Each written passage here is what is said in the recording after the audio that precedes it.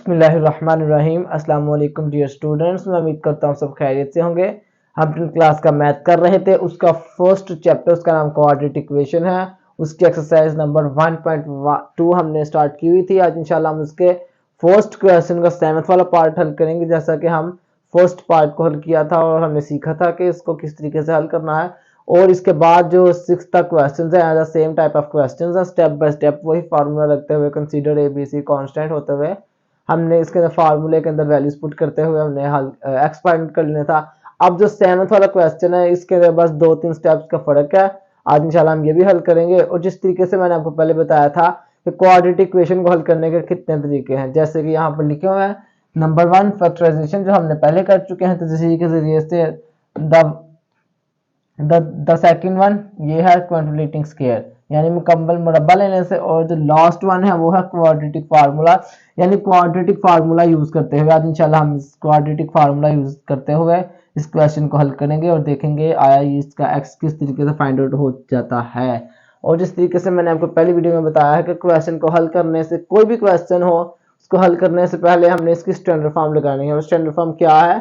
Standard form ये है, a constant x square plus be constant x और plus सी constant. ये अगर फॉर्म बन गई है तो हम इसके अंदर फार्मूले के अंदर वैल्यूज पुट करते हुए हम एक्स फाइंड आउट कर सकते हैं। और जो चैनल पर नया है उससे गुजारिश है कि चैनल को सब्सक्राइब और बेल आइकन के बटन को क्लिक कर दे, ताकि मेरी आने वाली हर वीडियो आप तक आसानी पहुंच सके। जिस तरीके से पहला भी हम 1.1 एक्सरसाइज में सीख चुके हैं कि इसके नीचे जो वैल्यूज होती हैं डिवाइड में, इनको एलसीएम लेके किस तरीके से खत्म करके हम इसको स्टैंडर्ड फॉर्म में ला सकते हैं। उसी तरीके से हम इनका एलसीएम लेंगे। एलसीएम यानी लीस्ट कॉमन, इसका मतलब लीस्ट कॉमन मल्टीपल लेंगे। हम यहाँ पर लिखते हैं मल्टीपल, ये वाली values x minus 6 multiply x minus 5 by both sides. हम इसको बोथ साइड्स यहाँ पे मल्टीप्लाई करेंगे, माइनस ये मल्टीप्लाई साथ ही फुल वैल्यू इज इक्वल 1 को इस सारी वैल्यू से मल्टीप्लाई कर लेंगे। अभी हम वैल्यू लगाते हैं x माइनस 6 और x minus 5 multiple 3 divided by x minus 6। अब उसी तरीके से आगे माइनस के बाद ये सारी रकम x minus 6 multiply x minus 5।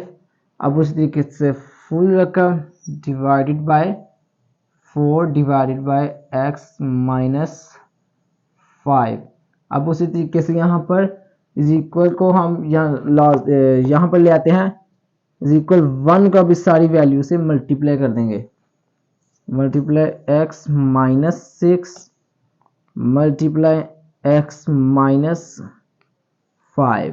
अब उसी तरीके से ये जो जैसे वैल्यूज है इनको कट कर देंगे, जैसे यहाँ पर x माइनस 5 और x माइनस 5 कट हो गया। अब जो बकाया वैल्यूज बच गई हैं ये दो, यहाँ पर ये दो इनको लिख लेते हैं। 3 multiply x minus 5 is equal, sorry minus 4 multiply x minus 6 और इज इक्वल ये सारी वैल्यूज लिख देते हैं। इसको हम 1 को सबसे मल्टीप्लाई करें तो यही आता है, लिहाजा हम इसको वैसे लिख लेंगे x minus 6 multiply x minus 5। अब उसी तरीके से हम 3 को भी इससे मल्टीप्लाई करेंगे सारी वैल्यू से और 4 को सारी वैल्यू से। 3 मल्टीप्लाई x 3x, उसके बाद 3 मल्टीप्लाई माइनस 5, माइनस आ गया, ये प्लस माइनस माइनस हो गया, 3 5 टाइम 15। अब आगे माइनस 4 को भी 4x और माइनस माइनस प्लस हो गया क्योंकि मल्टीप्लाई हो रहा है, इसे 4 6 टाइम 24 इज इक्वल। अब इसका हमने फैक्टर्स को खोलना है, जिस तरीके से पहले भी क्वेश्चन में बता चुका हूं। इस x को सारी वैल्यू से मल्टीप्लाई करते हैं, x मल्टीप्लाई x माइनस 5, उसके बाद ये माइनस 6 मल्टीप्लाई x माइनस 5। अब उसी तरीके से x वाली वैल्यूज को ठीक लिख लेंगे और विदाउट x वैल्यू लेदा एक साइड पर, ये 3x और ये माइनस 4x और यहाँ पर ये माइनस 15, यहाँ पर ये प्लस 24 4 और इज इक्वल, यहाँ पर हम इसको मल्टीप्लाई कर लेते हैं, x square minus 5x minus 6x और माइनस माइनस प्लस मल्टीप्लाई हो रहा है इसलिए प्लस आ जाएगा, 6 5 टाइम 30, यहाँ पर 30 आ गया। अब यहाँ पर भी हमने विदाउट x वैल्यू यानी c कांस्टेंट को आपस में प्लस माइनस कर देना है इन दोनों को, और यहाँ पर x b कांस्टेंट x को हम आपस में प्लस माइनस कर देंगे। इसको प्लस माइनस किया तो माइनस x आ गया, उसी तरीके से यहाँ पर भी किया तो यहाँ पर प्लस 9 आ गया, क्योंकि ये माइनस है तो यहाँ पर प्लस है, प्लस बाई टेकन के साथ प्लस है इसलिए यहाँ प्लस आ गया, और आगे इज इक्वल यहाँ पर ये एक्स स्क्वायर। अब इन दोनों को हम प्लस माइनस कर देंगे तो यहाँ माइनस आएगा, माइनस माइनस माइनस ही आएगा, क्योंकि यहाँ मल्टीप्लाई नहीं हो रहा है, ये माइनस प्लस हो रहा है तो यहाँ पर माइनस ही आएगा, लेकिन होंगे ये मल्टीप्लाई 11x और प्लस 30। अब उसी तरीके से हम इसको, इस वैल्यूज को हम लेफ्ट साइड पर ले आएंगे, ये देखिएगा ये माइनस x है, यहाँ ये प्लस 9 है और यहाँ पर सॉरी यहाँ पर आ गया। अब ये देखिएगा ये यहाँ पर प्लस है, इस साइड पर आ गए माइनस एक्स स्क्वायर, अब यहाँ पर ये माइनस है इस साइड पर आके प्लस 11x और ये यहाँ पर प्लस है तो लेफ्ट साइड पर आके minus 30 is equal 0।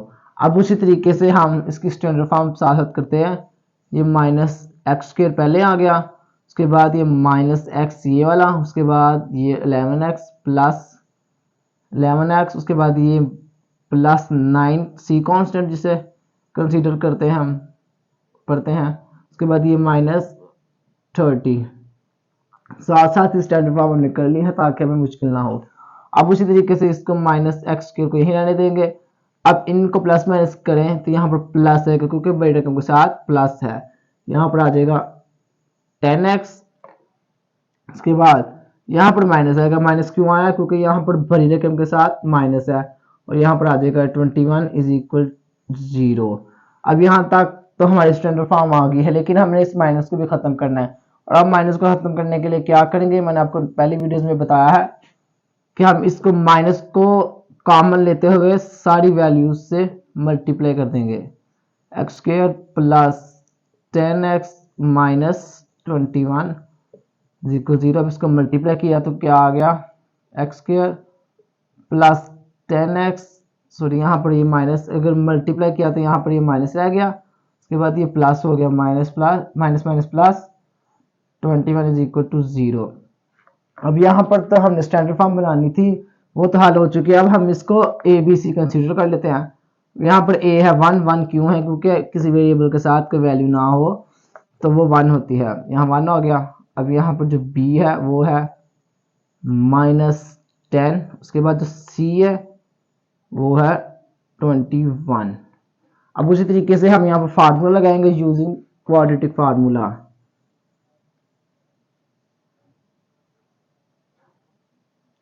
Quadratic formula हम यूज करेंगे यहाँ पर, वो क्या है, वो है x is equal minus b plus minus square root b square minus 4ac divided by 2a। अब यहाँ पर हमारे पास फार्मूला तो आ चुका है, अब हमने यहाँ पर a की जगह a लगा देंगे, यहाँ b की जगह b, यहाँ पर भी b की जगह b और -4 ये फार्मूला जो है, उसके बाद a यहाँ पर ये लगा देंगे और c यहाँ पर। अब यानी कि हम इस वैल्यूज को फार्मूले के अंदर पुट कर देते हैं। अब करते हैं हम इसको x इज इक्वल, अब ये देखिएगा ये जो b है वो है यहाँ पर b इज इक्वल -10। अब यहाँ पर पहले ही माइनस है और अंदर भी माइनस, तो ये मल्टीप्लाई हो रहा है। अब उसके बाद ये प्लस माइनस और ये आ गया स्क्वायर रूट, स्क्वायर रूट के अंदर अब फिर ये -10 का स्क्वायर और -4, ए यहाँ पर है 1 और सी है 21। अब उसी तरीके से यहाँ पर 2 को मल्टीप्लाई कर देंगे 1 के साथ क्योंकि वहाँ पर 1 है ए। उसी तरीके से अब ये x इज इक्वल, ये माइनस माइनस प्लस हो गए, यहाँ पर 10, ये प्लस माइनस ये 2 आ गए डिवाइडेड बाय। अब ये जहाँ पर स्क्वायर रूट है उसके अंदर क्या आएगा, अब यहाँ पर माइनस को 2 दफा आपस में प्लस माइनस को मल्टीप्लाई करें तो यहाँ पर प्लस आता है, तो प्लस लगाने की जरूरत है। अब 10 को मल्टीप्लाई 2 टाइम करना है तो आएगा 100। अब यहाँ पर माइनस 4 1 जा 4, अब 4 को 21 से अभी देखिएगा 4 1 जा 4, 4 2 टाइम 8। अब उसी तरीके से यहाँ पर हम इसको प्लस माइनस कर लेंगे नेक्स्ट स्टेप में। x is equal 10 plus minus square root. अब इसको हमने प्लस माइनस करना है और साइन कौन सा आएगा, प्लस का। अब इसको प्लस माइनस करते हैं तो यहाँ पर आ जाएगा 16। अब ये देखिएगा, अब हमने देखना है कि यहाँ पर क्या 16 का कोई स्क्वायर बनता है, तो यहाँ पर बनेगा 16 का स्क्वायर।